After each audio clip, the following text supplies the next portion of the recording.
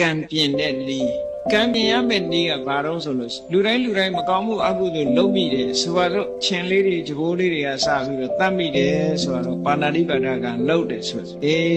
ဒီနေ့ကနေစပြီးတော့ချင်းလေးတွေကြိုးလေးတွေပွဲစိတ်လေးတွေကစပြီးတော့ဘယ်အကောင်မှမတတ်တော့ပါဘူးအဲ့ဒီတတ်တဲ့ပါဏာတိပါဒအမှုဆိုတော့မကောင်းဘူး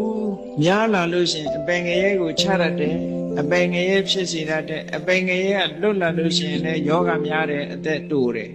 လူကရောက်လာတဲ့လူတွေကြည့်လေငယ်ငယ်လေးတွေကဆေးကန်းသွားနေရတဲ့လူတွေရှိတာပဲငယ်လေးတွေကယောဂနဲ့တချို့ပြန်ပေါက်စားလေးနဲ့ဟိုယောဂပါလာရှင်းတော့ဆိုအသက်ကြီးမှသွေးတိုးတို့ဘာလို့ဖြစ်တယ်ဆိုတော့အခုငယ်ငယ်လေးနဲ့သွေးတိုးတွေလည်းပြည့်အဲ့တော့ယောဂဆိုတာ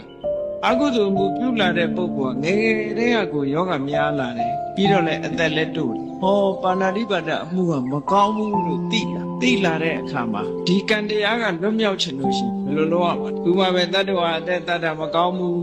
ဆိုတာမြင်ရမယ်မြင်ပြီးသည့်အတွက်ကြောင့်သူများတဲ့တတ်ဖို့ရှောင်ရမယ်ရှောင်ပြီးတော့မေတ္တာဘာဝနာပွားရမယ်ကရုဏာတရားထားရမယ်ကြိုးစားဟောအဲ့လိုဆိုလို့ရှိရင်ဟောဒီကိုလုတ်ခဲ့တဲ့ပါဏာတိပါဒကံကတဖြည်းဖြည်းနဲ့သူ့ကိုကုသိုလ်ကံတွေကလွှမ်းမိုးထားသည့်အတွက်ကြောင့်အကျိုးပေးဖို့သူ့မှာ chance မရတော့ဘူးခွင့်ရေးမရဘူးလို့သူပြောပျောက်သွားတယ်လို့ပြောတာမဟုတ်ဘူးနော်အခွင့်ရေးမရအောင်လုပ်ထားတယ်